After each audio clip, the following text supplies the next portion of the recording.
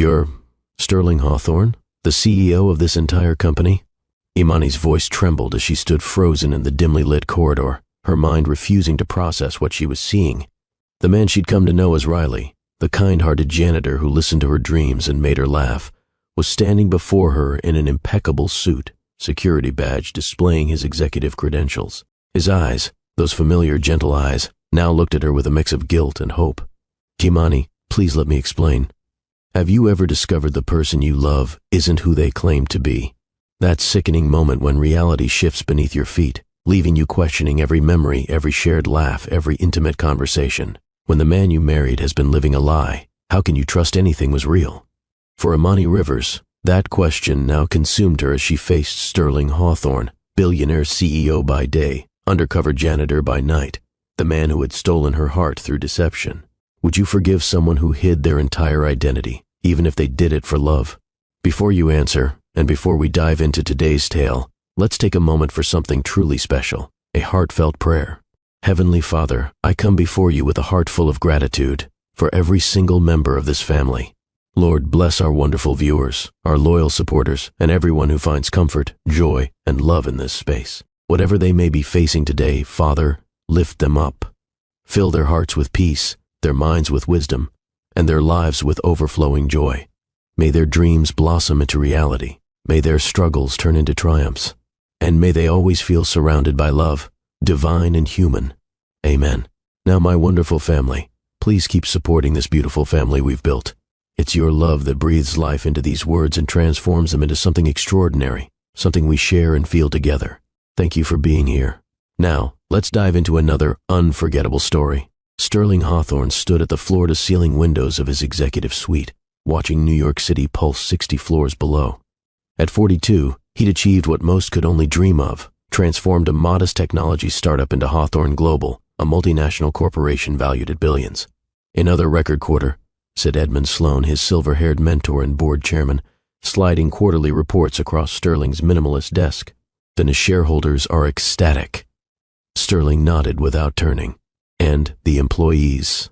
And mixed feedback. Executive satisfaction is high, but mid-level and support staff. Edmund paused. There's disconnection, complaints about being overlooked, undervalued. Sterling finally turned, his normally confident expression clouded. He picked up a framed photograph, himself at 12, standing outside a modest apartment building with his mother, both wearing second-hand clothes but radiating pride. And I started this company because I wanted to create opportunities for people like her, Sterling said, tracing his mother's image. So cleaned offices at night so I could go to college. Yet here I am, running a company where the people who make everything possible feel invisible. Edmund studied his protege carefully. What are you thinking? And I've lost touch with the foundation of this company. Sterling placed the photo down deliberately. I need to understand what's really happening below the executive level. And a consultant could prepare a comprehensive report. Sterling shook his head. Until tell me what they think I want to hear. I need unfiltered truth. He walked to his desk, pulled out a notepad, and began writing. What if I could see for myself, experience the company through different eyes? You're suggesting going undercover. Sterling leaned forward, energy returning to his voice, not as a boss checking up on employees, but as one of them, learning their reality firsthand. Edmund frowned, and it's unprecedented. So was building this company. Sterling's determination grew with each word. I'll adopt a new identity, work in maintenance or facilities, places that access all departments but remain largely unnoticed. On legal implications alone, and we'll handle them. Prepare ironclad confidentiality agreements with HR. Only you and our legal counsel need to know. Edmund rubbed his temples. And your executive responsibilities? I'll manage critical decisions remotely. Say I'm working on international expansion in Europe for a few months. Sterling was already pacing, planning. Meanwhile, I'll work among our staff, experiencing the company as they do. And, if you're recognized. Sterling smiled wryly. So when was the last time you really looked at the maintenance staff, really saw them as individuals? The silence that followed proved his point. 2 weeks later, Santa Riley Matthews reported for his first day as a new member of the maintenance team at Hawthorne Global. Gone was Sterling's designer wardrobe, replaced by simple work clothes. Contact lenses changed his eye color, hair dye added premature gray at his temples, and carefully applied makeup added years to his appearance. His supervisor, Marco, a stocky man with calloused hands and 20 years of experience, gave him a quick tour. And maintenance keys open every room except executive suites, Marco explained, handing him a ring heavy with keys.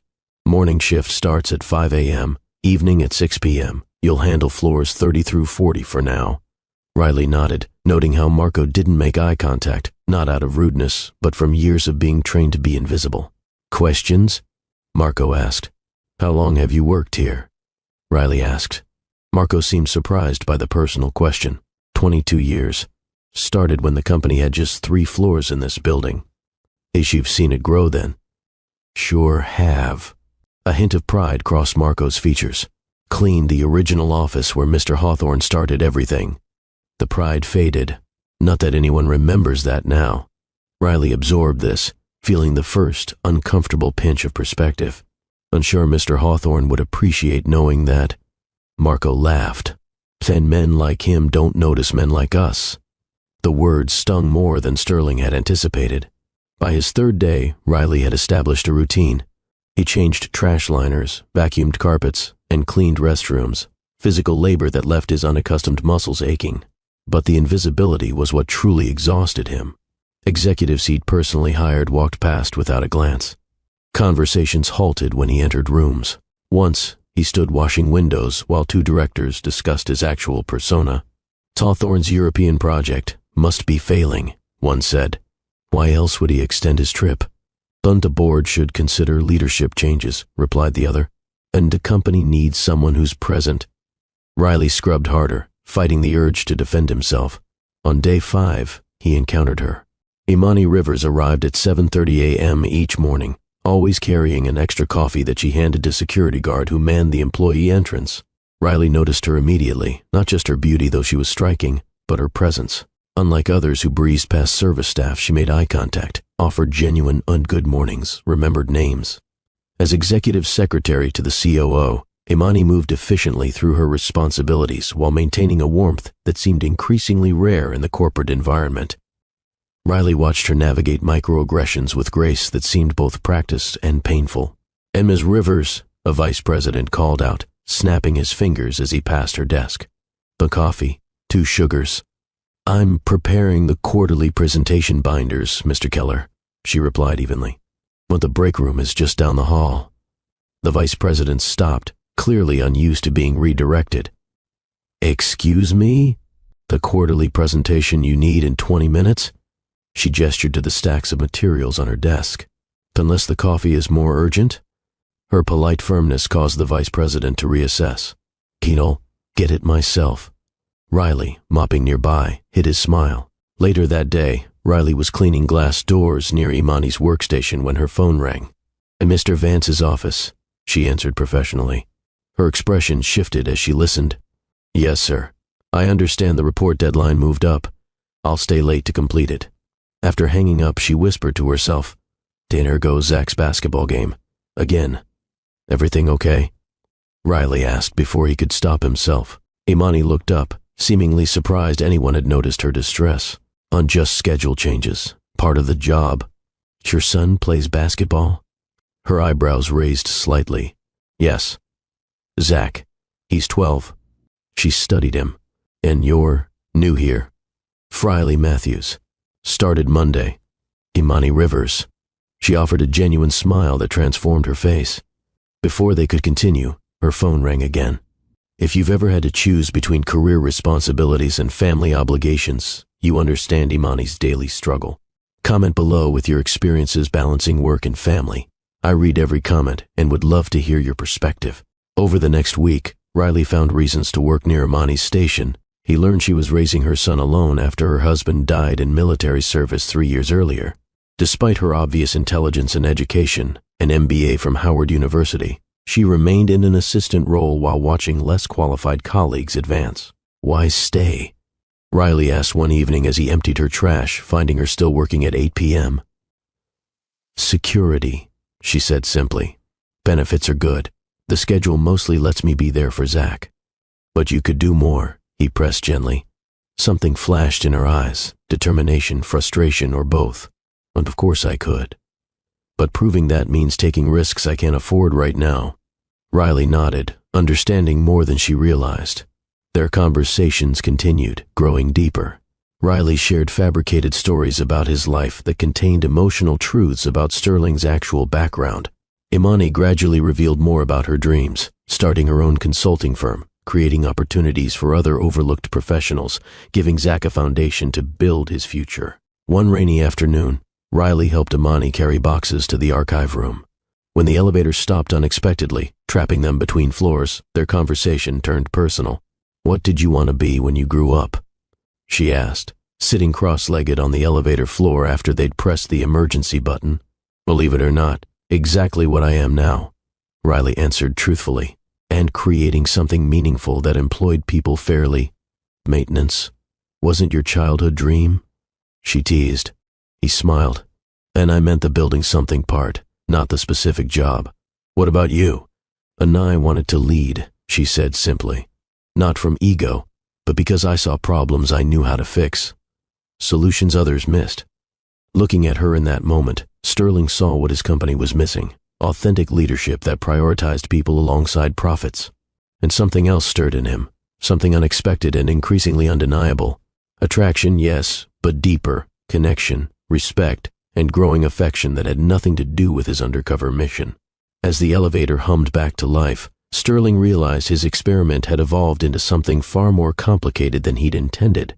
As weeks passed, Sterling grew increasingly comfortable in his role as Riley. The physical demands became easier, and he developed genuine friendships with his maintenance colleagues. Marco began inviting him to join the team's Friday gatherings at a local diner, where Sterling listened to their stories: marriages, children's graduations, health struggles, and small victories. 20 years I've worked here," said Eliza, who maintained the executive floors, "and yesterday was the first time anyone asked about my daughter's medical school graduation. It was that new marketing director. She noticed the photo on my cart." "That's how it should be," Riley remarked. "In a perfect world, maybe," Marco replied. "But we're invisible most days. Part of the furniture." Sterling absorbed these conversations, his perspective fundamentally shifting.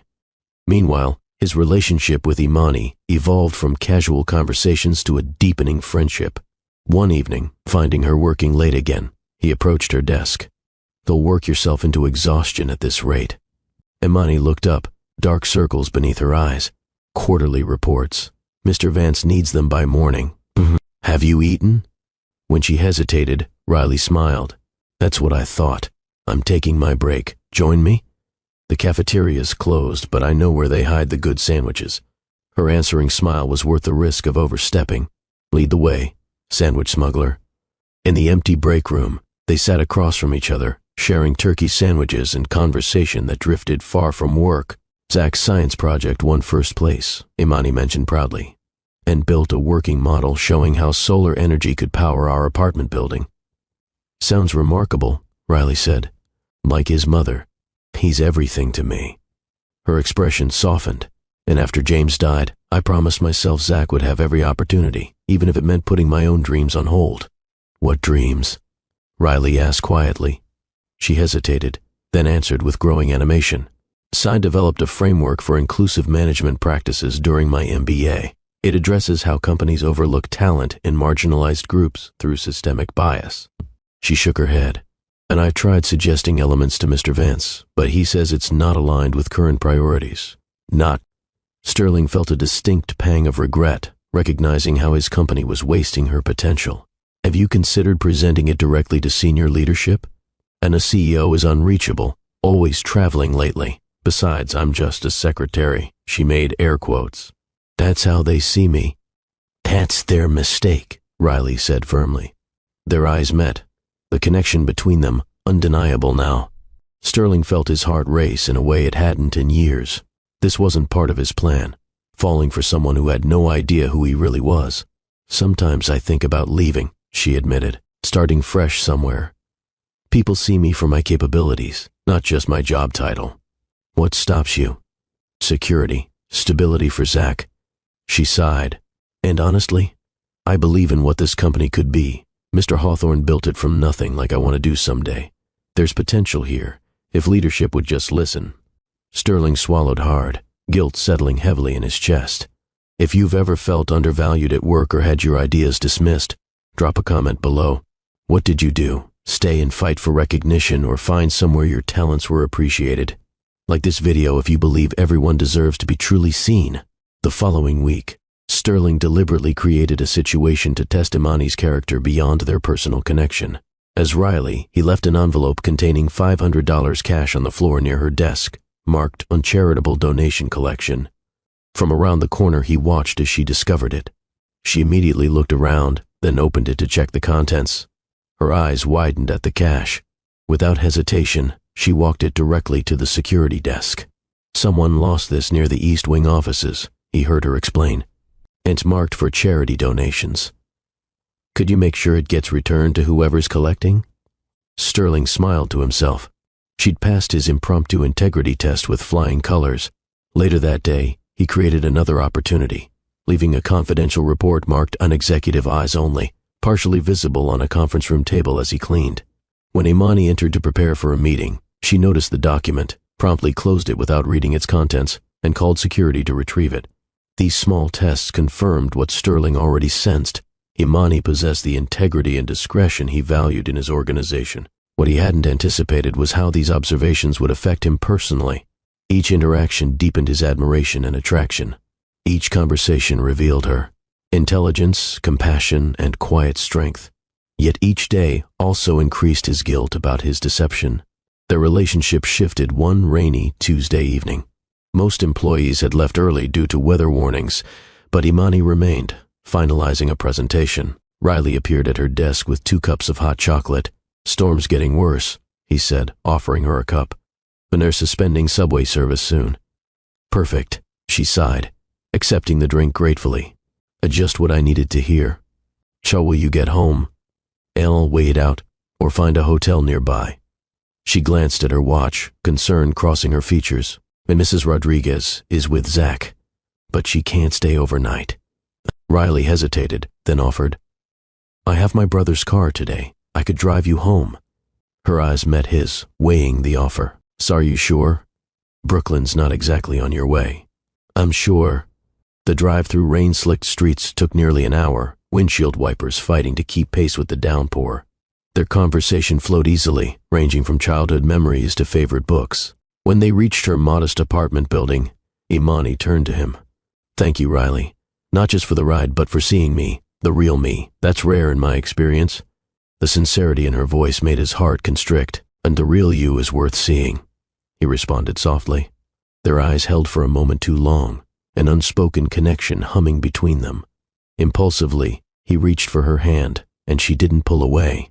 In that suspended moment, Sterling felt both completely himself and entirely a fraud. "Would you like to come up? Meet Zach? Maybe stay until the storm passes?" she asked. The invitation, innocent yet intimate, hung between them. Sterling knew that crossing this threshold would deepen his deception, but saying no felt impossible. "I'd like that," he answered truthfully. Zach proved to be a miniature version of his mother, intelligent, curious, and instantly welcoming. He proudly showed Riley his science fair trophy and peppered him with questions about building maintenance. "Did you fix everything in that huge building?" Zach asked, eyes wide. "Ain't I try," Riley answered with a smile. "Some things are harder to fix than others." "Like what?" Riley considered his answer carefully. "Like systems that don't work for everyone. Sometimes buildings, like companies, are designed without thinking about all the people in them." Zach nodded seriously. "That's what Mom always says about her job. That's why she's working on her big project." "Her management framework?" Riley asked. "Yeah, she works on it every night after I go to bed. She says someday it'll help lots of people be treated better at work." Imani, returning from the kitchen with hot tea, overheard this exchange. "Sats, enough about my pipe dream, Zach. Homework time." After helping Zach with his math problems, the 3 shared dinner, a simple meal of pasta and salad that somehow felt more meaningful than any business dinner Sterling had attended in years. As the evening wound down and the storm subsided, Riley reluctantly prepared to leave. At the door, Imani touched his arm. "Thank you for tonight. It's been wonderful having you here." The gratitude in her eyes nearly undid him.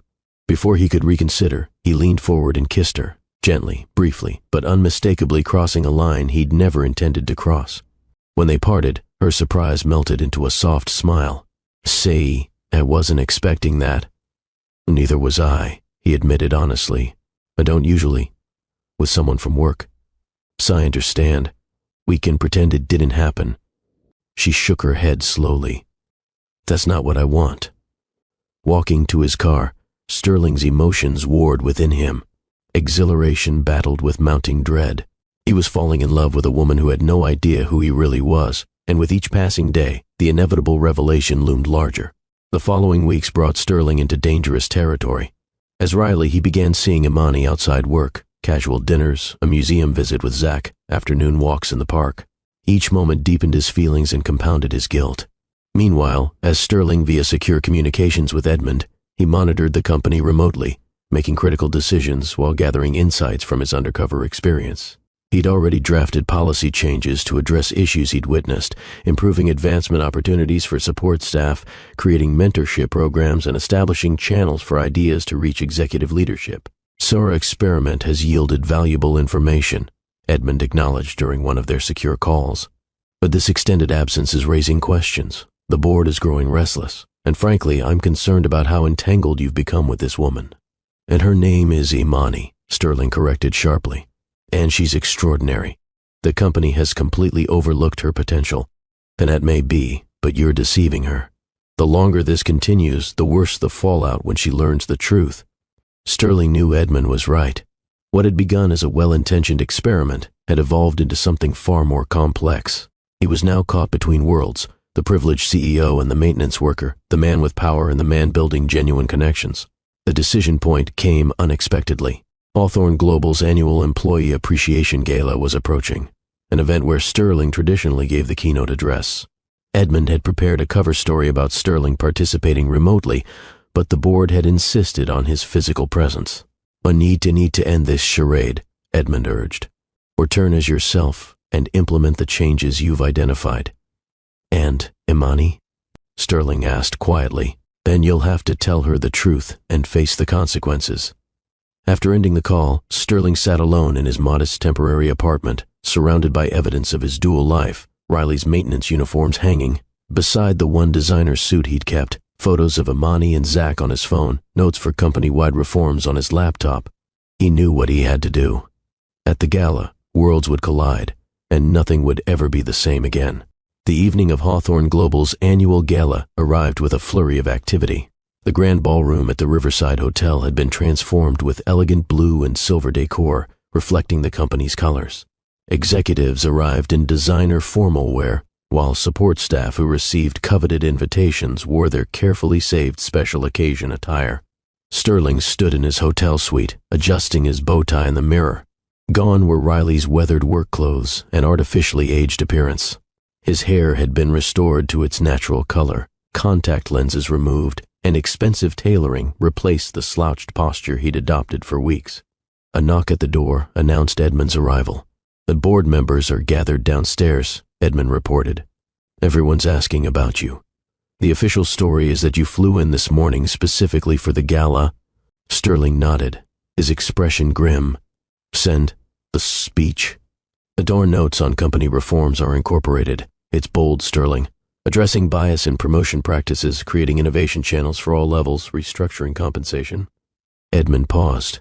"And board won't be pleased with changes of this magnitude without preparation." "Sail adapt," Sterling replied firmly. "Tonight changes everything." Edmund studied him carefully. "Have you decided how to handle the personal situation?" Sterling's jaw tightened. "And I've invited Imani and Zach as my special guests, only she doesn't know they're my guests. She believes a senior executive recommended her for recognition. And when she sees you? And I'll find her before the speech. Explain everything privately." Edmund sighed.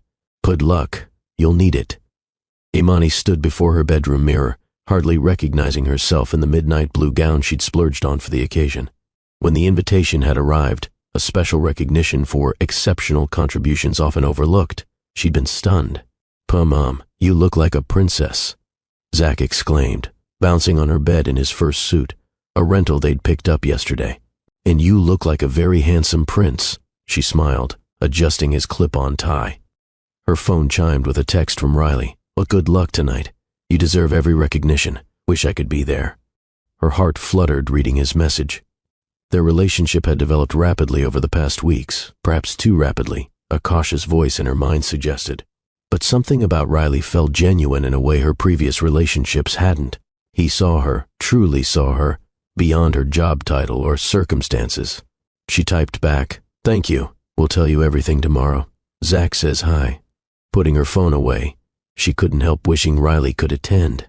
The maintenance staff wasn't invited to these functions, another division she hoped might someday change. She made a mental note to mention this if she got the opportunity to speak with any executives tonight. The doorbell rang, announcing the car service that had been arranged for her, another unexpected luxury. As they rode toward Manhattan, Zach pressed his face against the window, marveling at the city lights. "Will Mr. Hawthorne be there?" he asked suddenly. "And a CEO?" "Probably not, honey. He's been in Europe for months. But it's his company. Wouldn't he come back for the big party?" "Sometimes important people are too busy for parties," she explained, though she'd wondered the same thing. Sterling Hawthorne's extended absence had been the subject of much speculation at work. "Riley says important people should make time for things that matter," Zach replied with childlike certainty. Imani smiled, thinking how much she'd come to value Riley's perspective. That Riley is very wise. The ballroom buzzed with conversation when Imani and Zach arrived. Executives who normally breezed past her desk now greeted her with surprised recognition. She guided Zach toward their assigned table near the stage, a placement that suggested the recognition might be more significant than she'd anticipated. "Ms. Rivers," a familiar voice called. She turned to find Mr. Vance, the COO and her direct superior, approaching with a champagne flute in hand. "Sir, good evening," she replied. "This is my son, Zachary." Vance nodded absently at Zach.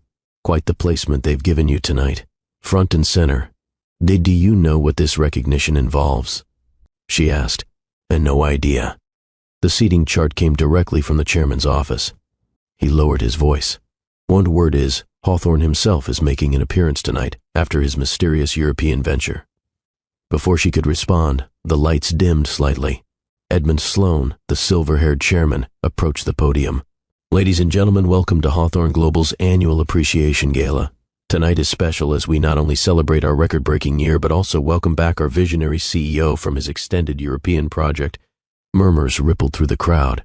Imani found herself curious about this elusive CEO whose decisions affected her daily life, yet whom she'd never met in her 4 years with the company. "Before Mr. Hawthorne addresses you," Edmund continued, "please enjoy dinner. The formal program will begin in 1 hour." As servers delivered elegantly plated meals, Imani helped Zach navigate the multiple forks and glasses. She noticed a staff member approaching with a note. "Ms. Rivers, Mr. Hawthorne requests a brief private meeting before the program, if you'll follow me." Surprised, she glanced at Zach. "I'll keep an eye on your son," offered the kind-faced woman at their table, who'd introduced herself as Edmund's wife. "So I'll be right back, Zach. Best behavior, okay?" He nodded solemnly, already distracted by the elaborate dessert being placed before him. Imani followed the staff member through the crowded ballroom, her mind racing. Why would the CEO want to meet her? Perhaps her management framework ideas had somehow reached him after all. She straightened her shoulders, mentally rehearsing how she would present her concepts if given the opportunity. The staff member led her to a small conference room adjacent to the ballroom, opened the door, and stepped aside. "He'll be with you momentarily." Alone in the elegantly appointed room, Imani paced nervously, her gown swishing softly against the carpet. The door opened behind her, and she turned with a professional smile, prepared to finally meet the legendary Sterling Hawthorne. The smile froze on her face. Standing before her was Riley, except not Riley. This man wore an impeccably tailored tuxedo instead of maintenance coveralls. His hair was different, his posture straighter, his entire presence transformed, yet undeniably the same person. "Imani," he said softly, his voice lacking Riley's slight accent but unmistakably familiar. "Riley," she whispered, confusion evident in her voice. "What is this? Why are you dressed like that?"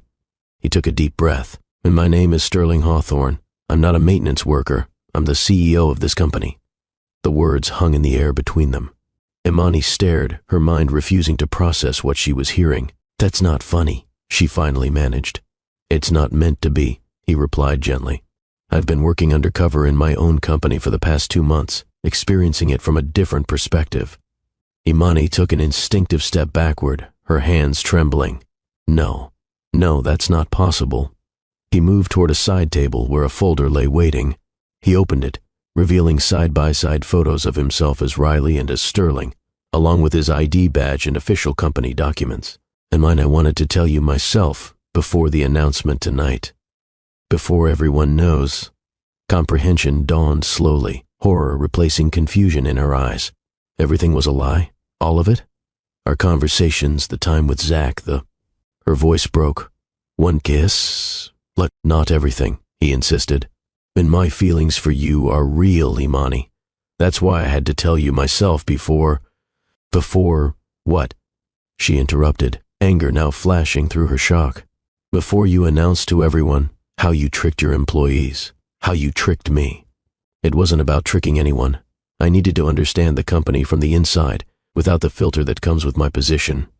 "And what about us?" she demanded, wrapping her arms protectively around herself.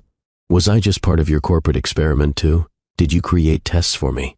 See if the lowly secretary could be trusted?" His silence confirmed her suspicion, and she let out a pained laugh. "Trusted you," she whispered. "I let you into my home, introduced you to my son."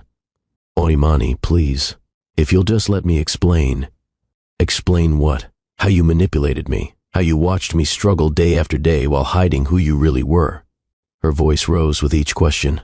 "Do you have any idea how this feels, to realize every private thing I shared was with someone wearing a mask? Are you watching closely? Sometimes the people closest to us hide the biggest secrets. Comment below if you've ever discovered someone wasn't who they seemed to be." Sterling moved toward her, but she raised a hand to stop him. "Don't," she warned, tears threatening. "You had weeks to tell me the truth. Instead, you chose to continue the deception. Every day, every moment." "I was wrong," he admitted. "Ken, what started as a company assessment became something more.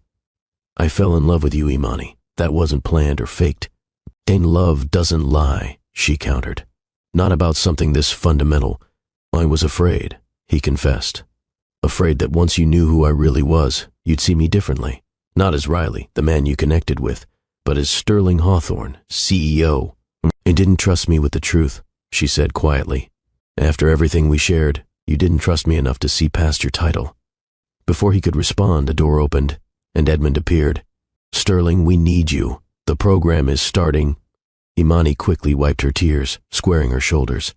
"If you'll excuse me, Mr. Hawthorne, I need to return to my son." Imani, please." "Then congratulations on your successful experiment," she said coldly. "I'm sure it will make for an impressive corporate presentation." She walked past him, head high despite the tears now flowing freely. Sterling watched her go, the full weight of his mistake crushing down on him. "So I told you this would end badly," Edmund said quietly.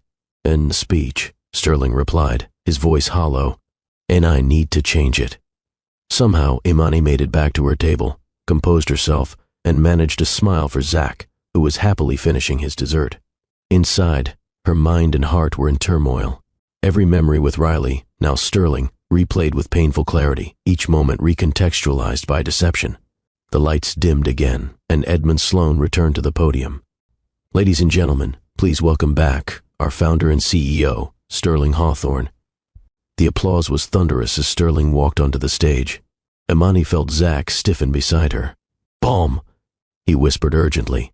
"That's Riley." "I know, sweetheart," she answered softly.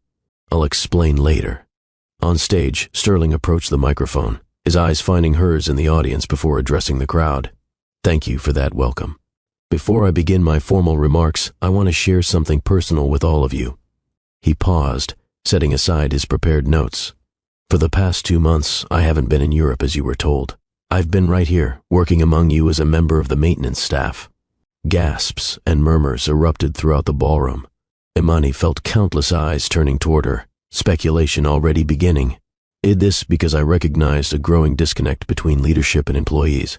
I wanted to experience our company as most of you do, without the privileges and filters of executive status." Sterling's gaze remained fixed on Imani as he continued. What I discovered changed me profoundly, both as a leader and as a person. He described the systemic issues he'd witnessed, the overlooked talent, the communication barriers, the inequitable advancement opportunities. He outlined bold reforms that would address these problems, promising transparency and accountability moving forward. But my most important lesson, he said, his voice growing softer, and Desta was personal. I learned that authenticity and honesty are non-negotiable in business and in life. I failed that standard with someone who deserved much better from me. Imani felt her cheeks burning as more curious glances turned her way. Tonight was meant to be a triumphant return, announcing positive changes for our company. Instead, I stand before you humbled by my own failings. I hurt someone I cared deeply about through deception, however well-intentioned it began. Sterling stepped away from the podium, moving to the edge of the stage. And I don't expect forgiveness, but I am committed to making amends to our company and to those I've personally wronged, through actions, not just words. He returned to the podium and completed his address, outlining specific policy changes that would begin immediately. When he finished, the applause was hesitant, confused, as everyone tried to process the revelations. As Sterling left the stage, Imani stood abruptly. "We're leaving," she told Zach, gathering her small purse. "But Mom, that was Riley. He's the boss of everything. Why didn't he tell us?" "That's a very good question," she replied, guiding him toward the exit, desperate to escape before Sterling could reach her. They had almost made it to the door when Sterling's voice called from behind them. "Aunt Imani, please. 5 minutes, that's all I ask." She turned, acutely aware of the spectacle they were creating. "And I think you've had enough of my time under false pretenses, Mr. Hawthorne." Zach looked between them, confusion evident on his young face. "Mom, what's happening?" Sterling knelt to Zach's eye level. "And I wasn't honest with you and your mom, Zach. I pretended to be someone I'm not, and that was wrong. I'm very sorry." The simple apology, directed first to her son, momentarily disarmed her. "Did you pretend?" Zach asked with direct childlike curiosity. "And I thought I was doing something good for my company, but I made a mistake by not being truthful with you both." Sterling stood, meeting Imani's gaze. 5 minutes. Then if you want me to never contact you again, I'll respect that." Imani hesitated, torn between hurt pride and the undeniable pull she still felt toward him, whether as Riley or Sterling. 5 minutes, she finally agreed. "Zach, please wait with Mrs. Sloane." As her son reluctantly returned to their table, Imani faced the man who had simultaneously opened her heart and betrayed her trust. Whatever happened next would change everything, for both of them. Sterling led Imani to a small terrace overlooking the hotel's garden. The night air carried a slight chill, matching the emotional temperature between them. For a moment, they stood in silence, the distant sounds of the gala floating through the closed doors behind them. 5 minutes, Imani reminded him, arms crossed protectively across her chest. Sterling nodded, gathering his thoughts. "Everything I told you about my childhood was true. My mother was a custodian. We lived in that apartment building I described. I worked my way through college with 3 jobs." "Congratulations on your authentic poverty backstory," Imani replied coldly. "Is that supposed to make the deception acceptable?" "No," he admitted. "Nothing makes it acceptable. I started with good intentions, to understand how my company actually functions for most employees. But with you," he hesitated. "With you, the line between my mission and my feelings blurred until I couldn't see it anymore. It tested me," she said quietly. "Send the envelope with cash, the confidential document. Did I pass your little character assessment?" Sterling flinched. "Yes, but those tests happened early, before we really knew each other. And afterward, what was I then? An interesting case study in how the undervalued workforce thinks, or just a convenient way to pass the time while you played pretend?" "When you were the most real thing in my life," he answered, his voice cracking slightly. "For the first time in years, someone saw me, not my wealth or position, just me. And I didn't see you," Imani corrected sharply. "And I saw Riley, a fictional character you created. Sight Riley is part of who I am, the part I never get to be in the executive suite." Sterling moved closer. "The man who listened to your dreams, who played basketball with Zach, who held your hand during that thunderstorm. That was me, Imani, no pretense." She stepped back. "How can I possibly know what was real and what wasn't?" You controlled everything, the information, the circumstances, the relationship. The power imbalance was there all along, I just couldn't see it. Sterling fell silent, the truth of her words hitting home. Do you know what hurts most? She continued, her voice softening dangerously.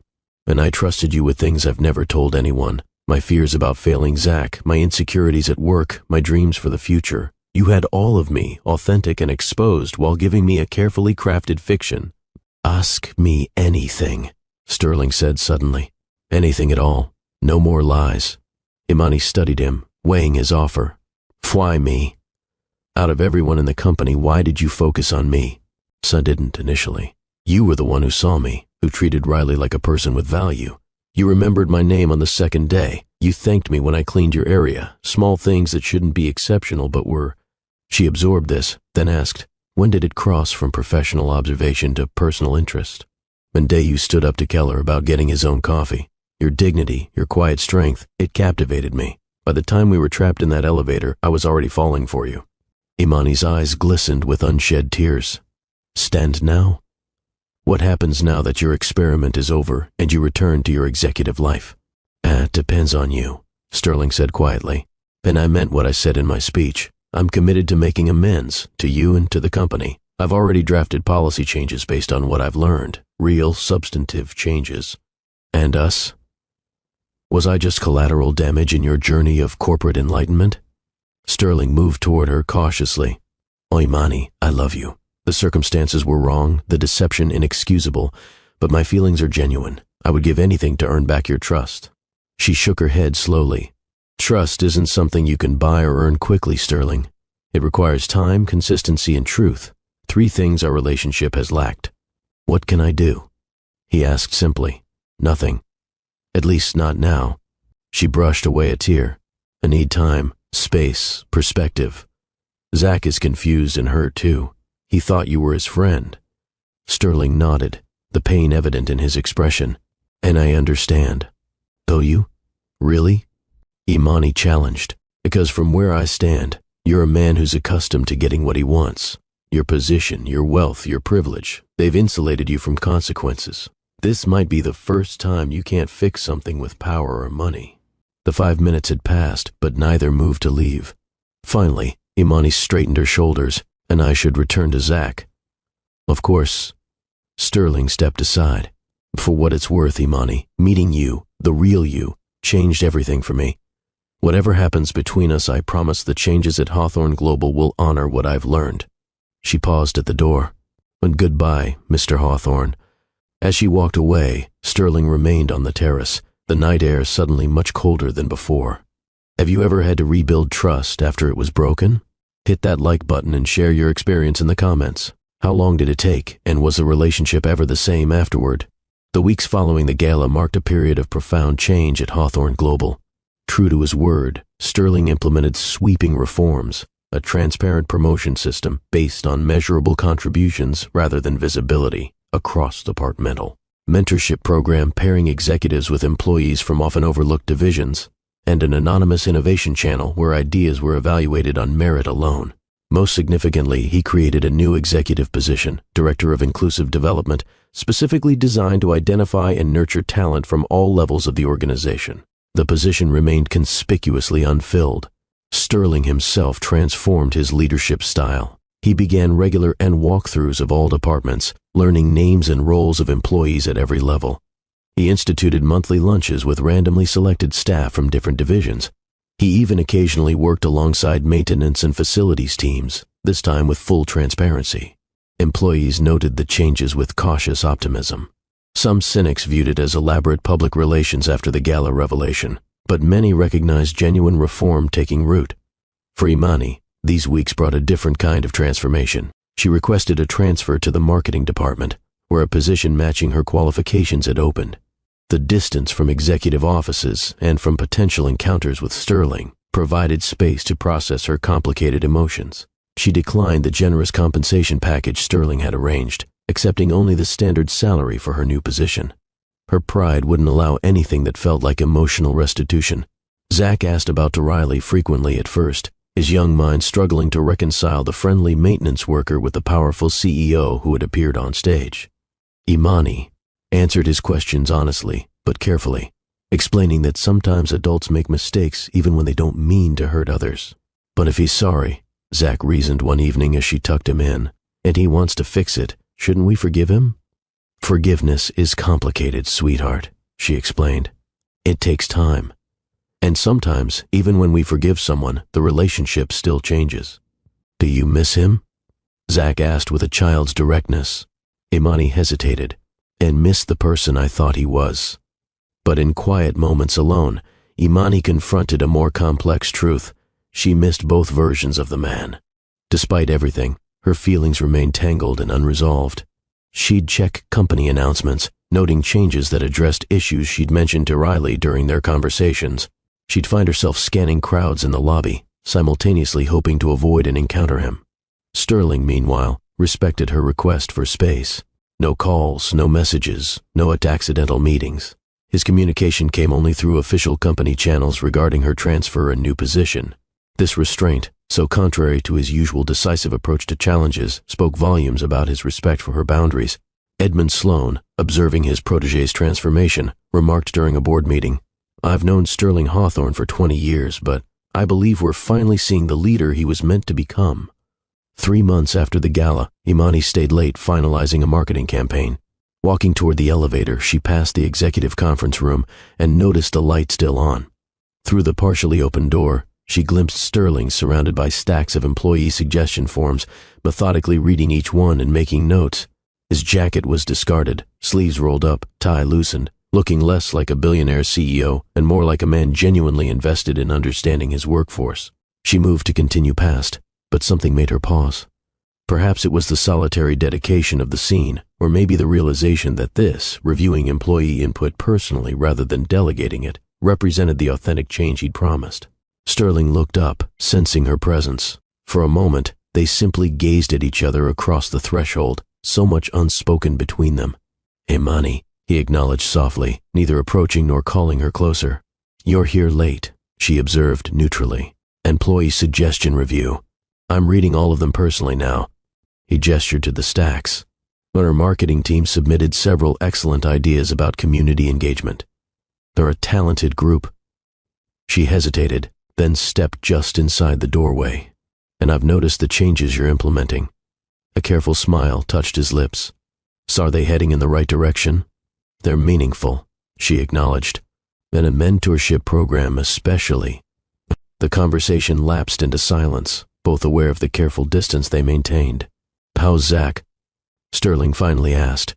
"Con good. He made the school basketball team. He's talented, like his mother." The compliment hung in the air, genuine but cautious. "I should go," Imani said after a moment. "It's getting late." Sterling nodded. "Of course. Good night, Imani."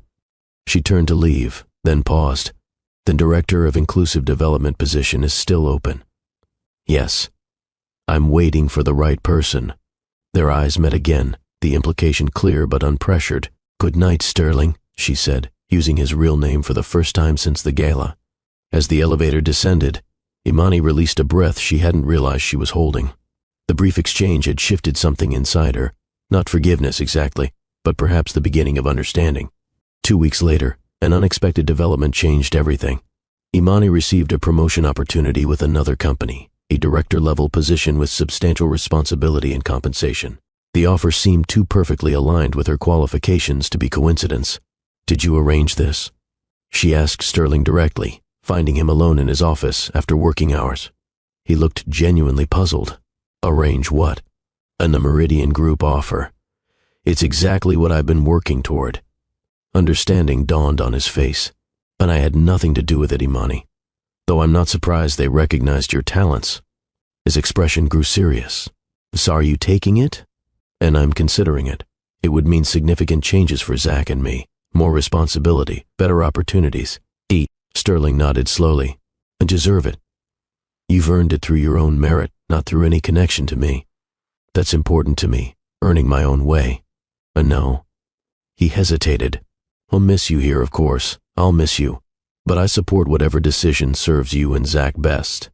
The sincerity in his voice touched her. For months she'd held her hurt like armor, but in this moment, She recognized the man beneath both personas, neither the humble janitor nor the powerful CEO, but simply a flawed human who had made a mistake and was genuinely trying to make amends. I haven't decided yet, she admitted. There's still unfinished business here. Sterling's eyes held hers, hope carefully contained. Unfinished business? And I received another offer today as well. She placed a folded paper on his desk, and from Hawthorne Global, for the Director of Inclusive Development position. And that came from HR, not directly from me, Sterling clarified quickly. Then your qualifications made you the committee's unanimous choice. And what do you think? She challenged softly. And I think you would transform this company in ways I've only begun to imagine. His voice dropped lower. I would never want you to stay for the wrong reasons. Imani considered his words. And right reason would be believing I could make a difference here. But you already have, he said simply. She took a deep breath. And if I stayed, in any capacity, we would need to establish clear boundaries, professional ones, of course, and personally. She continued carefully. And not ready to forgive completely. Trust takes time to rebuild. I understand, Sterling replied. I'm prepared to wait, however long it takes. Even if friendship is all you ever feel comfortable offering. Imani studied him intently, searching for any sign of the manipulation or entitlement she'd feared. Instead, she found only patient sincerity. I need to think, she said finally. And about both offers. About what's best for Zach and me. Sterling nodded. Then take all the time you need. As she turned to leave, he called softly, Aunt Imani? Whatever you decide, I meant what I said that night. Meeting you changed everything for me. For the first time in months, she allowed herself a genuine smile in his presence. And changed everything for me too. That's what makes this so complicated. Walking away, Imani felt lighter somehow. The future remained uncertain, but for the first time since the revelation, she could envision a path forward, one where truth, however painful initially, might eventually lead to something genuine and enduring. 1 week after receiving both job offers, Imani sat in her apartment surrounded by pro-con lists, her MBA strategic decision-making techniques failing her completely. The Meridian Group position offered prestige, compensation, and a clean slate. The Hawthorne Global role promised impact, purpose, and unresolved emotional complications. Zach found her still deliberating past midnight. Mom, are you okay? He asked, rubbing sleepy eyes. Just thinking, baby. Go back to bed. Instead, he climbed onto the couch beside her, peering at her notes. Is this about the jobs? She nodded, impressed by his perception. It's a big decision. Because of Mr. Sterling? Partly, she admitted. It's complicated when work and feelings get mixed together. Zach considered this with surprising maturity, and Miss Johnson taught us about forgiveness in school. She said it doesn't mean what happened was okay. It means you're not letting it control you anymore. Imani studied her son, wondering when he'd become so wise. That's pretty profound, Zach. He shrugged. And liked Sterling. He made you smile. You don't smile as much anymore. The observation pierced her defenses. Had she been so transparent that even her 12-year-old could see the absence in her life? The next morning, Imani made her decision. She called the Meridian Group first, thanking them but declining their offer. Then she contacted Hawthorne Global's HR department, accepting the Director of Inclusive Development position with one condition: complete autonomy to implement programs without executive interference, even from the CEO. When Sterling received the news, he sent a single message: Congratulations, the company just became better. Your office is ready whenever you are.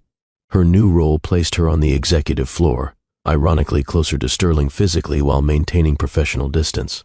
Her first weeks were consumed with department setup, hiring a small team, and establishing priorities.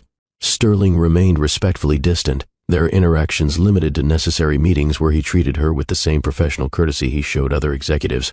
The space allowed Imani to observe him objectively. She noticed how he'd transformed his leadership style, listening more than speaking in meetings, crediting others for ideas, regularly engaging with employees at all levels.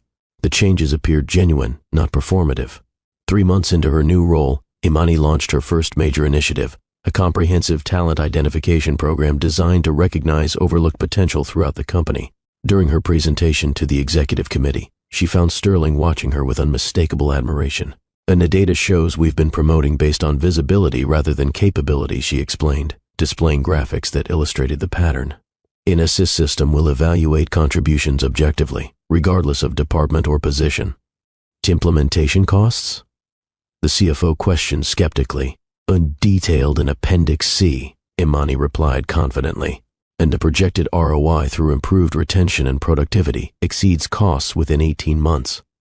When the committee voted unanimously to approve her proposal, Sterling simply nodded his acknowledgement, allowing her this victory without association to himself.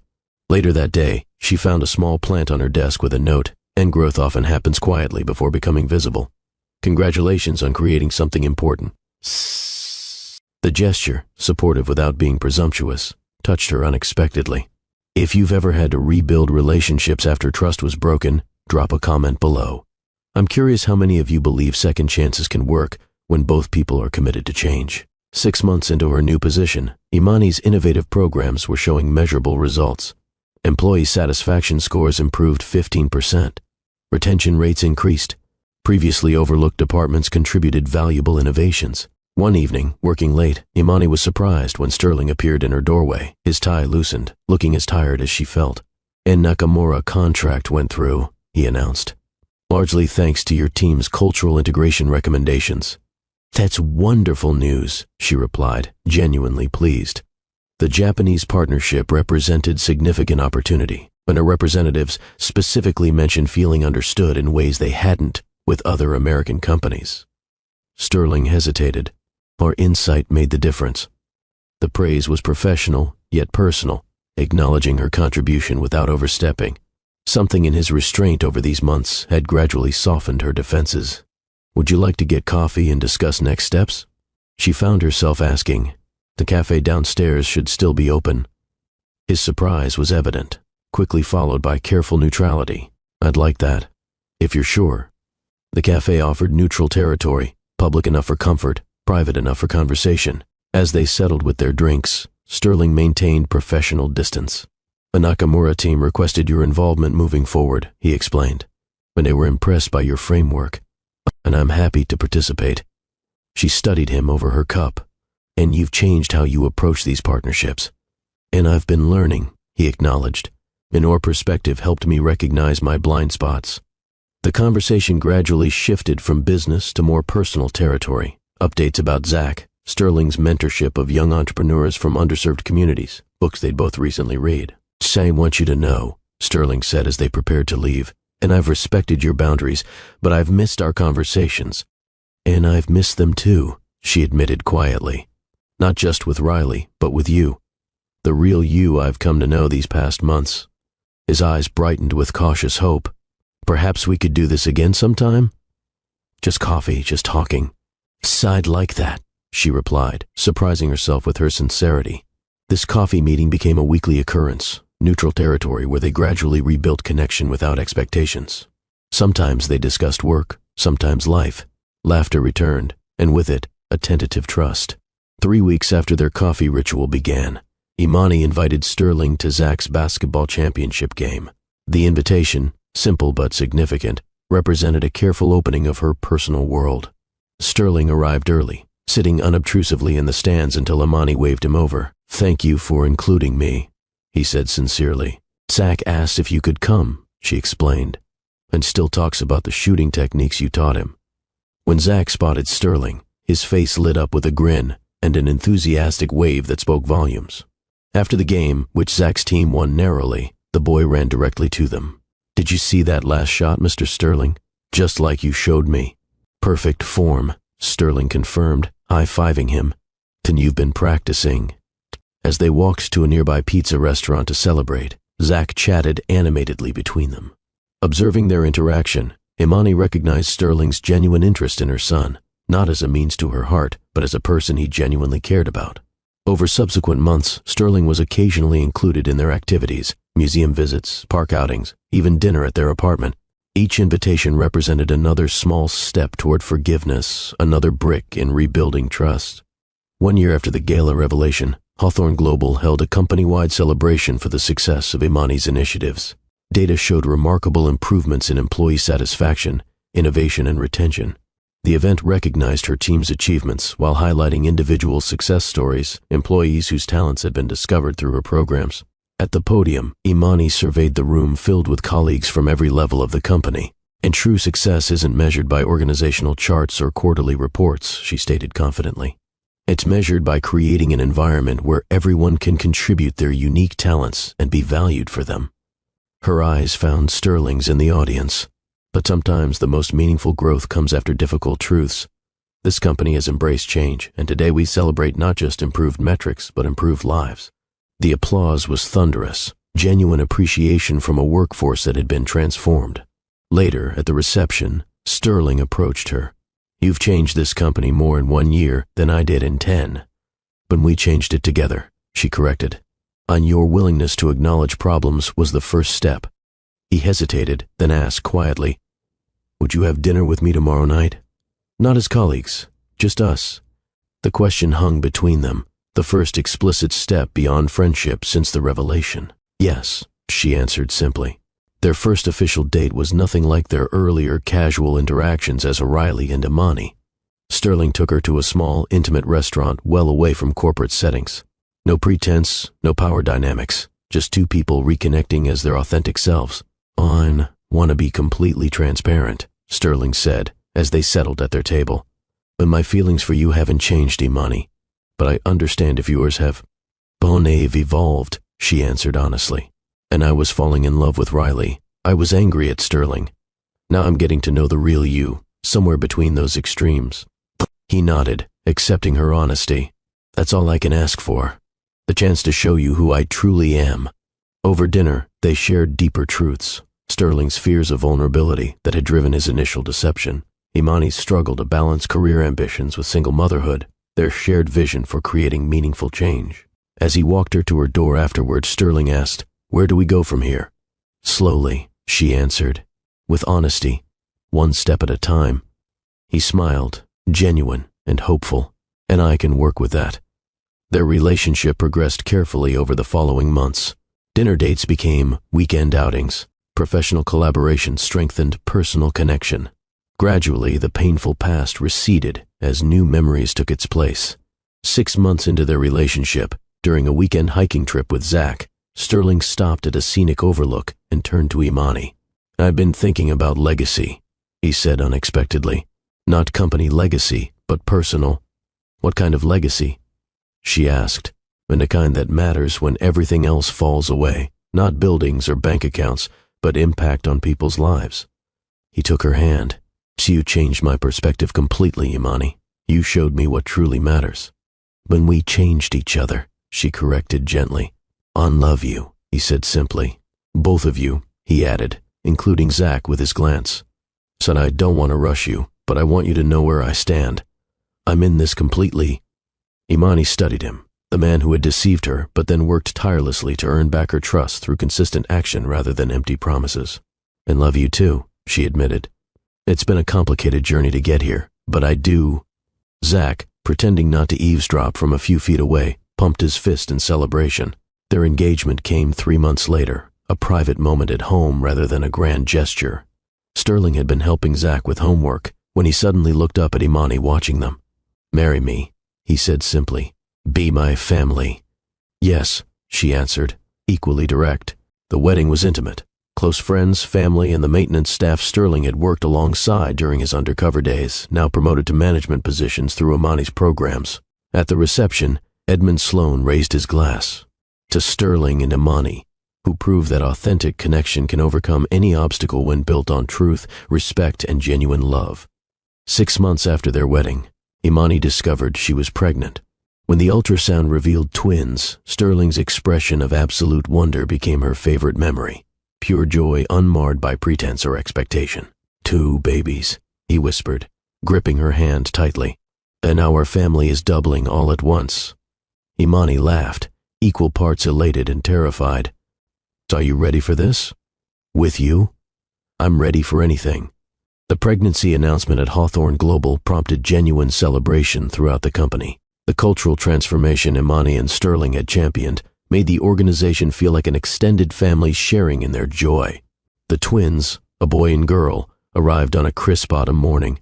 Holding them in the hospital room, surrounded by Zach and Sterling, Imani reflected on the extraordinary journey that had brought them to this moment.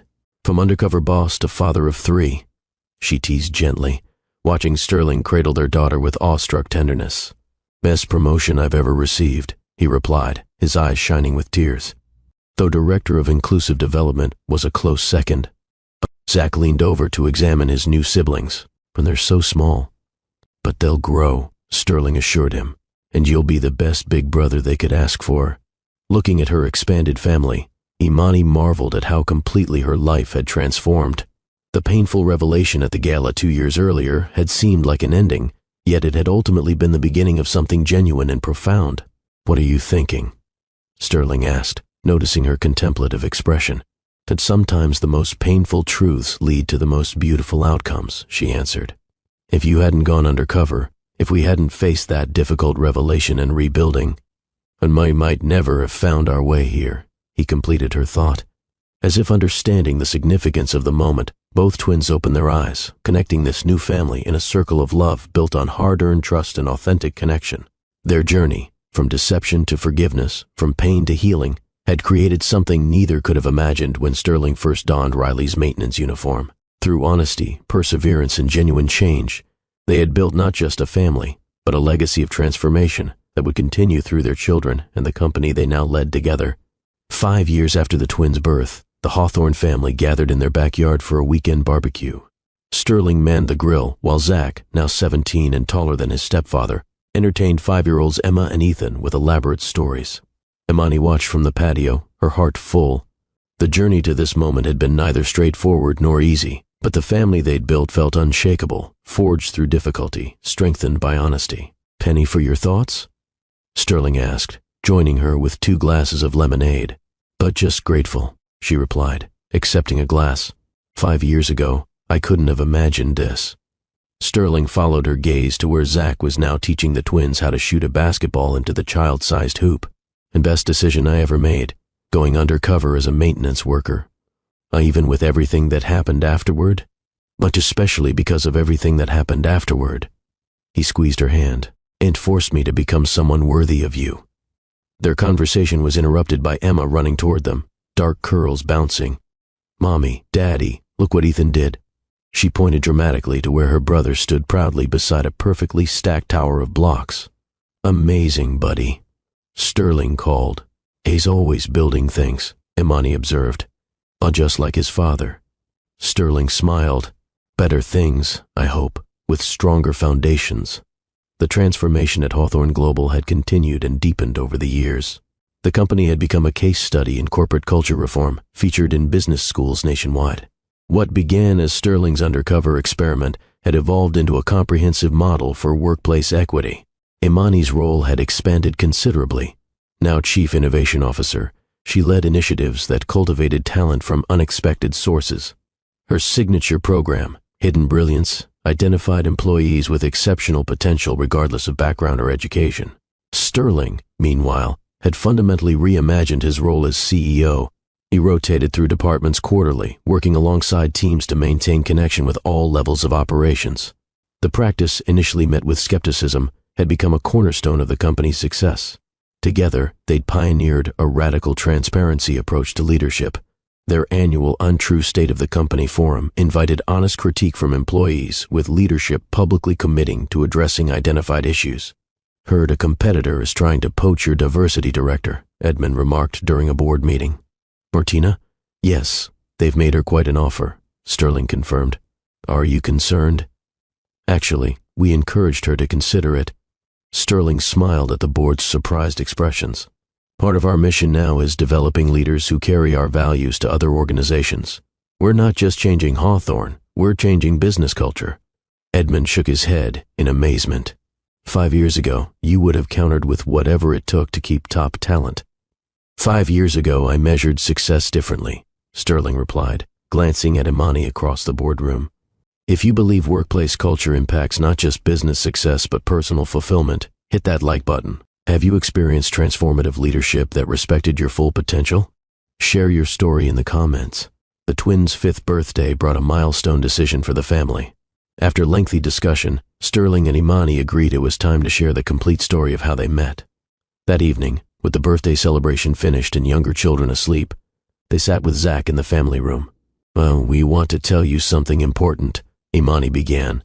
"I know parts of how Sterling and I met, but not the whole story." "Is this about him pretending to be Riley?" Zach asked. At their surprised expressions, he laughed. "Hey, Mom, I was 12, not clueless. I figured most of it out years ago." "How?" Sterling asked, genuinely curious. Zach shrugged. Little things didn't add up. Riley knew business stuff no janitor would know. He used big words, then caught himself.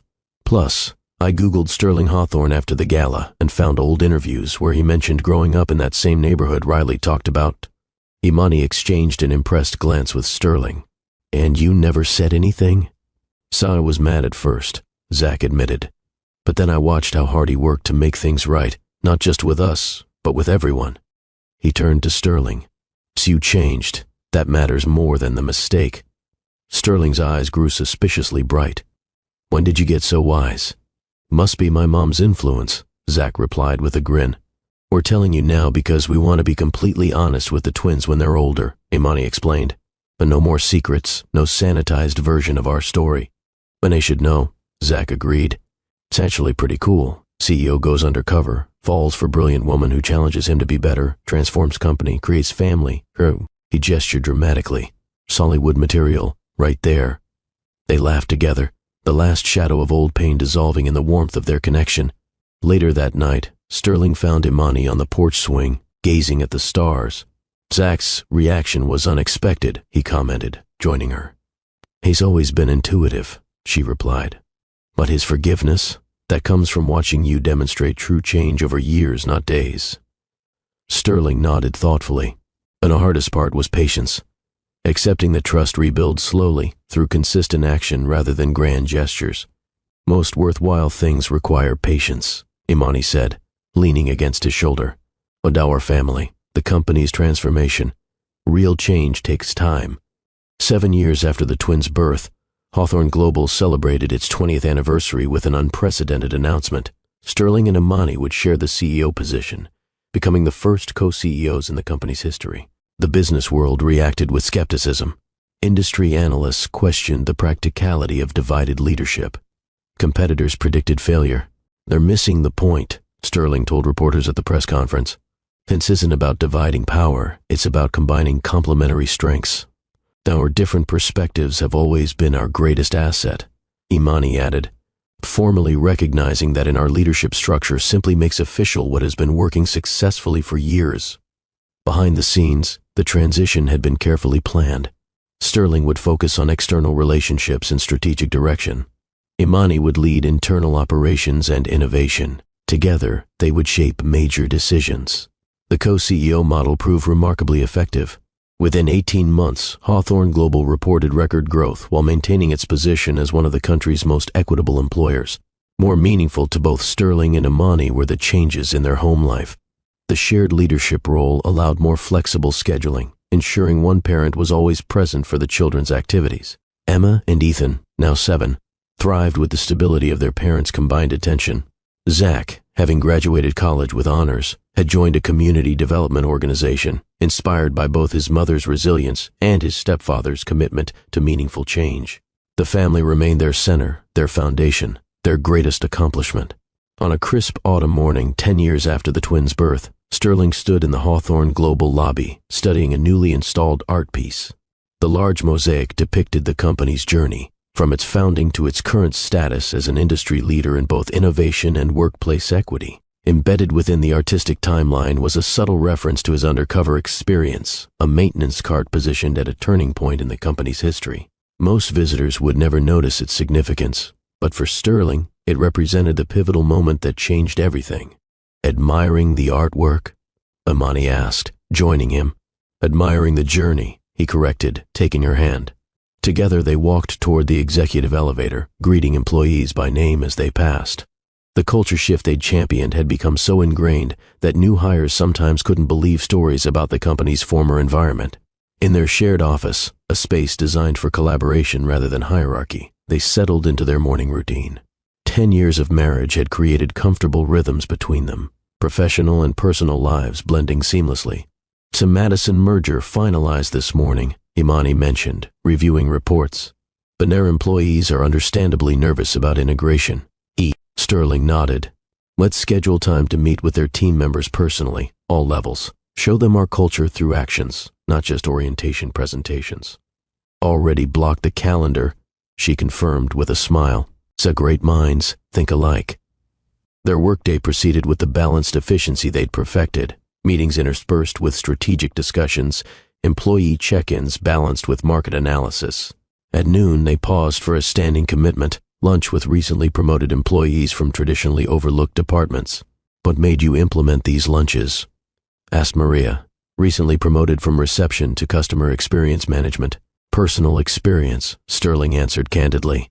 "And years ago I learned how little I understood about the day-to-day realities for most employees. These conversations help us stay connected to what matters, and they remind us that leadership isn't about titles," Imani added. "It's about recognizing potential wherever it exists." After lunch, they separated for different meetings, reuniting at day's end for their weekly tradition, walking through the building together, engaging with employees across departments. "Remember when you used to do this undercover?" Imani teased quietly as they moved between floors. "How could I forget?" "Best mistake I ever made." "Mistake?" she questioned with raised eyebrows. That weekend, the family gathered at their vacation home by the lake, a simple retreat where they disconnected from work and reconnected with each other. Zach joined them with his fiancée, Andrea, whom he'd met through his community development work. After dinner, while the twins challenged the adults to a board game marathon, Sterling slipped away briefly, returning with a small wrapped box that he handed to Imani. "What's this for?" she asked, surprised. "Open it and see." Inside lay a simple key on a silver chain. "N key?" she questioned. Sterling smiled. "To the maintenance closet on the 35th floor." Recognition dawned on her face. "Where we first really talked." "Been years and years ago today," he confirmed. "And I had them preserve it during the renovation. It's the only original maintenance closet left in the building." Imani turned the key over in her palm, memories flooding back, their early conversations, her growing trust in O'Reilly, the foundation of honesty that eventually emerged from deception. "And I had it engraved," Sterling said softly. She turned the key to read the inscription. "Where I found you, myself, and our future." Emotion caught in her throat. "This might be the most romantic gift you've ever given me. Even better than the custom office design software for your birthday," he teased. "Even better than that," she laughed, leaning in to kiss him. From across the room, the twins watched their parents with dramatic eye rolls. "When they're being mushy again," Emma announced loudly. "They're always mushy," Ethan countered. "It's like their thing." Zach laughed. "Just wait until you hear the whole story someday." The twins perked up instantly. "What story?" they demanded in unison. Sterling and Imani exchanged glances, the moment they'd prepared for finally arriving. "How about we tell you tonight?" Imani suggested. "The real story of how your father and I met." After the younger children were settled in the living room with hot chocolate, Sterling began. "Once upon a time, there was a CEO who thought he understood his company." It told the story honestly, appropriate to the twins' age, but without sanitizing the important lessons. How Sterling had gone undercover, how he had met their mother and failed to be truthful, how that mistake had led to hurt, then healing, then a stronger relationship built on authenticity. The twins listened with rapt attention, occasionally interrupting with questions. "So, you were basically a spy, Dad?" Ethan asked, clearly impressed. "Not exactly," Sterling corrected. "More like someone wearing a disguise to learn the truth." "Were you super mad, Mom?" Emma questioned. "Very mad," Imani confirmed. "And being lied to hurts, especially when you've trusted someone." "But you forgave him," Emma noted. "Eventually." "After he showed me through his actions, not just words, that he was truly sorry and had really changed." When they finished the story, the twins sat quietly, processing. "And I think it's a good story," Ethan finally declared. "Because everybody learned something." "What did they learn?" Zach prompted. Emma answered confidently, and Dad learned that being honest is more important than being in charge. Mom learned that sometimes people make big mistakes but can still be good. And they both learned that real love means seeing the true person, not just the outside stuff. The adults exchanged impressed glances. "That's exactly right," Sterling confirmed, drawing Emma close. "And that's why we wanted you to know the real story. Because authenticity matters in our family." Later, with the children asleep, Sterling and Imani stood on the deck overlooking the moonlit lake. "Bonet understood the lessons better than I expected," Imani commented. "They're remarkably perceptive," Sterling agreed. "Must be their mother's influence. And their father's willingness to grow," she added, leaning into his embrace. Looking out at the peaceful water, Sterling reflected on the extraordinary journey that had brought them here. From deception to truth, from isolation to connection, from corporate power to meaningful leadership. "If I could go back," he said thoughtfully, "I wouldn't change anything, not even the mistakes. They led us here." "Even the gala revelation?" Imani asked with a raised eyebrow. "Especially that. It was the moment everything artificial fell away, leaving only truth. Painful, but necessary." Imani nodded. Some lessons can only be learned through difficulty. As they stood together under the stars, their journey seemed both complete and continuing, a story of transformation that had expanded beyond themselves to touch countless lives through their family, their company, and the ripple effects of authentic leadership. What had begun as an undercover experiment had become a lifetime commitment to seeing beyond surfaces, valuing authentic connection, and building something meaningful together, a legacy of truth that would continue through their children and beyond. In the quiet of that moment, with the weight of Sterling's arm around her shoulders and the knowledge of their sleeping children nearby, Imani knew with absolute certainty love built on honesty could withstand any challenge. Their story, complex, imperfect, but ultimately triumphant, proved that second chances, when earned through genuine change, could create something far more beautiful than an unblemished first attempt. Their legacy wasn't perfection. It was perseverance, growth, and the courage to rebuild from truth, no matter how difficult that truth might be. Stories like Sterling and Imani's remind us that life's most beautiful chapters can begin with our biggest mistakes. At Love and Twilights, we believe every story carries wisdom waiting to be discovered, lessons about forgiveness, growth, and the courage to begin again. These narratives aren't just entertainment, they're mirrors reflecting our own journeys, challenges, and triumphs. When Sterling chose honesty over comfort, and Imani chose understanding over resentment, they showed us what's possible when we embrace our authentic selves. What lessons resonated with you today? Was it the power of second chances? The importance of seeing people beyond their titles? Or perhaps how truth, however painful, creates stronger foundations than comfortable lies? Share your thoughts in the comments. I read every single one. If this story touched your heart, hit that subscribe button and join our community of seekers and dreamers. Ring that notification bell so you never miss our weekly tales of transformation. This is Love and Twilights, where every ending holds the seed of a new beginning. Until next time, remember, your story isn't defined by your mistakes, but by how you write the chapters that follow.